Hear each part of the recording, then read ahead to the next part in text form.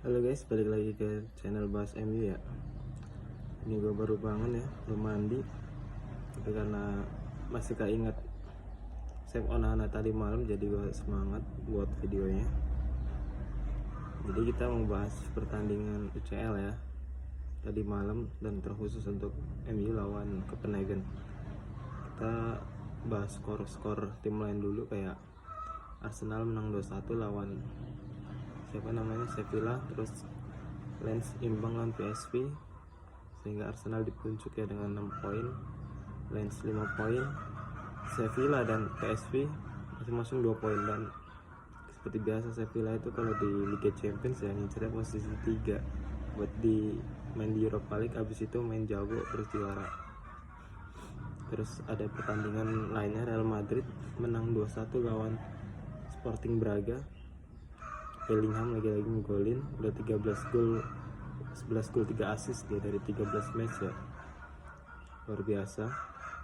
Walaupun gol-golnya banyaknya tap in, tapi ya namanya gol tetaplah gol, asalkan nggak offset dan nggak foul ya. Terus Napoli menang juga 1-0 lawan Sporting Braga, lawan Union Berlin, sehingga Madrid di puncak 9 poin, Napoli 6 poin, terus Braga 3 poin, dan Union Berlin 0 poin. Lalu kita bahas grup A ya. Munchen menang 3-1 lawan Galatasaray, dia di puncak 9 poin, dan Galatasaray di posisi kedua dengan 4 poin, sedangkan MU yang menang lawan Copenhagen berada di posisi ketiga dengan 3 poin dan Copenhagen 1 poin.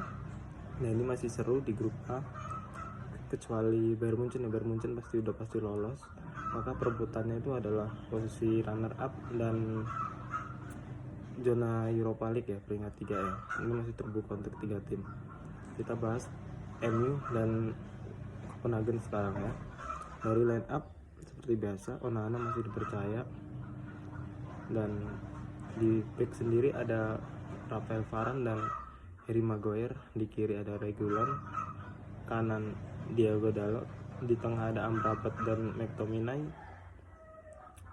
terus di depannya ada Bruno Fernandes, 3 depan adalah Rashford, Anthony, dan Rasmus Højlund. Sedangkan tim lawan gue lupa nama-namanya.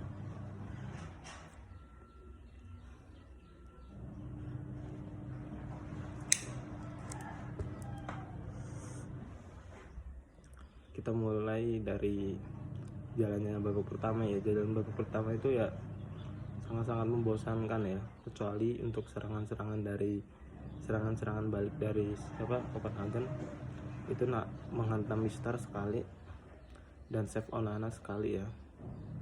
Di situ MU kelihatan banget sulit untuk membongkar pertahanan dari Copenhagen yang mainnya benar-benar low block, menempatkan semua pemain di belakang semua. Sulit sekali ya untuk menembus, dan lini serang MU pun mati ya di situ. Maksudnya nggak bisa berkreasi ya. Pemain-pemain kayak Bruno, Rashford, dan Anthony banyak bingung mati sendiri. Højlund tuh sampai harus turun untuk menjemput bola ya. Itu pun sulit sekali. Dan kebanyakan ketika pemain MU mulai melakukan penetrasi, itu biasanya bolanya kepotong dan terjadi counter attack yang membahayakan ya. Kita tahu sendiri kan, Onana jarang di shoot, sekali shoot goal, one shoot one goal. Dan tadi malam bagus di babak pertama itu, save dia ya, walaupun nggak banyak juga karena peluangnya juga nggak banyak. Pemainnya sangat-sangat monoton di babak pertama, dan pemain-pemain kayak Rashford, Anthony, Bruno nggak kelihatan sama sekali ya perannya. Dan Sofyan Amrabat pun harus diganti karena ya sangat lambat permainannya, kurang greget lah istilahnya. Dan McTominay yang kelihatan bekerja keras di babak pertama. Lalu babak pertama usai, mulai babak kedua. Kenapa babak pertama penjelasan ini? Karena ya nggak ada peluang yang benar-benar bersih ya, maksudnya susah sekali monoton permainannya, nggak ada yang bisa dibahas. Babak kedua, MU melakukan pergantian di awal babak dengan menggantikan Sofyan Amrabat digantikan oleh Christian Eriksen. Di sini permainan MU udah mulai ada ide, ada visinya, dan terbukti Eriksen mendapatkan umpan yang sangat brilian dari Højlund, tapi sayang kipernya nih gila banget save-nya. Bola kayak gitu masih bisa di save ya. Gua padahal udah teriak, wah unggul nih gitu kan, ternyata masih bisa di save, dan serangan pun terus berlanjut itu. Tapi di sisi Copenhagen pun nggak diem aja, mereka berusaha melakukan counter attack ya, karena ketika MU berusaha untuk menembus pertahanan dari Copenhagen, maka back sayapnya kanan kiri itu ikut naik, jadi menyisakan 2 pemain ya, yaitu Harry Maguire dan Rafael Varane. Itu menjadi titik untuk mereka melakukan counter, dan counter mereka pun banyak yang berbahaya ya. Untuk save Onana ini bagus, Onana yang kita istilahnya sering bully, ternyata masih udah kembali ke performanya ya. Semoga aja berlanjut ntar lawan City, karena udah apa istilahnya nggak ada perubahan, maka MU menambah pemainnya. Maksudnya di sini pergantian pemain ya, kayak Alejandro Garnacho masuk menggantikan Anthony, dan si siapa namanya lupa saya pemainnya, bek kiri Regulan yang baru main dari cedera digantikan ya, match fitness juga ya, nggak bisa main 90 menit ya, takut cedera lagi ya, digantikan oleh Victor Lindelof. Di sini MU mulai menggempur pertahanan dari Copenhagen,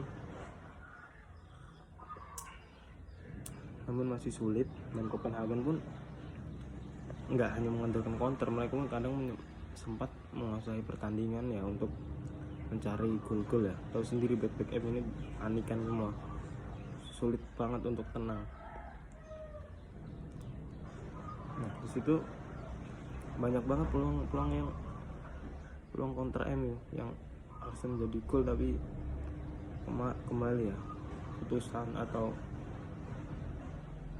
pembawaan bolanya itu, susah kontrol bolanya itu yang membuat gagal mencetak gol. Kayak Rashford padahal tinggal shoot aja, langsung kiper panik juga itu, tapi kontrol bolanya kembali kejauhan sehingga bolanya dibiarkan aja oleh kipernya, out. Nggak lama dari itu Garnacho dapat peluang sama bola dari counter. MU ini emang jago counter, cuman tadi malam bapuk si counternya. Kayak Alejandro Garnacho ini lagi-lagi kontrolnya, sentuhan bola terakhirnya itu terlalu kencang ya, sehingga nggak bisa di shoot, ditangkap oleh kipernya. Sampai datang momen dimana MU dapat tendangan pojok, Bruno Fernandes mengambil eksekusi, dan bolanya pun dibuang ya, disapu oleh pemain Copenhagen, jatuh di kaki Eriksen. Lalu Eriksen ya tanpa pikir panjang dia crossing, karena di sana ada Maguire, ada Højlund, masih ada banyak pemain-pemain tinggi. Nah di sini posisinya Rafael Varane dan Højlund ini offside, dan si Maguire onside ya, dan gol pun terjadi. Nah di situ dicek VAR, karena gue ngeliat wah ini nggak offside atau gue, untuk wasitnya mengambil keputusan yang benar ya.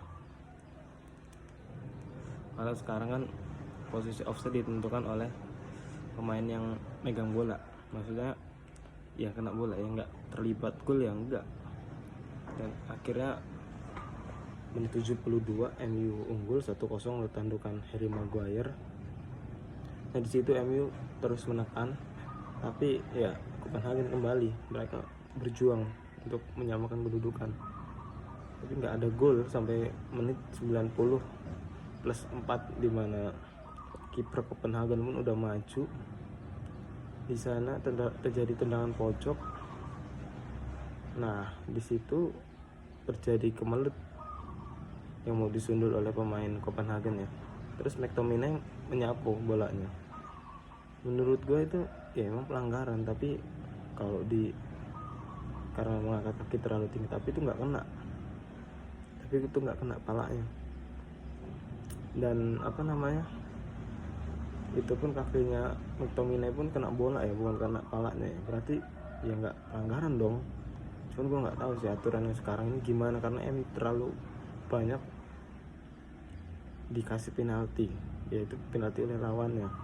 MU sendiri musim ini masih belum dapat penalti, sedangkan lawannya udah berapa kali, Sheffield tadi malam nih lawan Copenhagen, terus lawan siapa lagi, Galatasaray. Ya itu nggak ngerti gue. Kayak waktu lawan Garnacho aja, yang lawan Tottenham aja itu nggak hand, dan MU kalah di situ. Peraturannya ini sangat merugikan MU ya. Gue McTominay 2 kali lo back to back kasih penalti. Tahu Onana nih bisa atau enggak, gue udah pasrah sih. Udah menit 90 plus 4, kalau udah gol pasti udah habis waktunya. Dan hasilnya di luar dugaan ya, Onana mampu menyapu bolanya, menepis ya, jadi corner, tapi itu udah habis waktunya. Dan itu kemenangan penting untuk MU untuk menjaga peluang asa ke 16 besar ya. Masih ada peluang karena hanya kacek 1 poin aja dari Galatasaray. Kalau bisa ntar di laga keempat, kalau MU mau lolos, Galatasaray kalah lagi dari Munchen, karena main di kandang Munchen ya. Munchen nih kalau di grup gila, biasanya menyapu bersih terus. Nah di situ MU harus menang lawan Copenhagen biar poinnya 6, Galatasaray 4, Copenhagen 1. Di situ MU akan ngelawan Galatasaray. Nah di situ titik rawannya. Kalau bisa MU menang, MU poinnya 9, Galatasaray 4, itu udah pasti lolos. Itu udah pasti. Jangan imbang, kalau bisa menang. Bisa menang di situ, Galatasaray cuma poin 4, menang di laga terakhir lawan Copenhagen, MU kalah, MU 9, Galatasaray cuma punya poin 7. Nah itu harus kembali memanfaatkan peluang sih, jangan membuang-buang peluang. Apalagi lini depan MU masih kurang oke lah. Rashford masih belum kembali. Ini penilaian dari pemain ya, Onana menurut gue menjadi man of the match ya. Berapa saves-nya dan penalti di menit akhir itu luar biasa sih. Terus Rafael Varane masih banyak keteteran. Nah Harry Maguire ini perlu dikasih kredit plus karena ya ketenangannya, terus golnya. Dia menjadi pemain terbaik kedua lah tadi malam.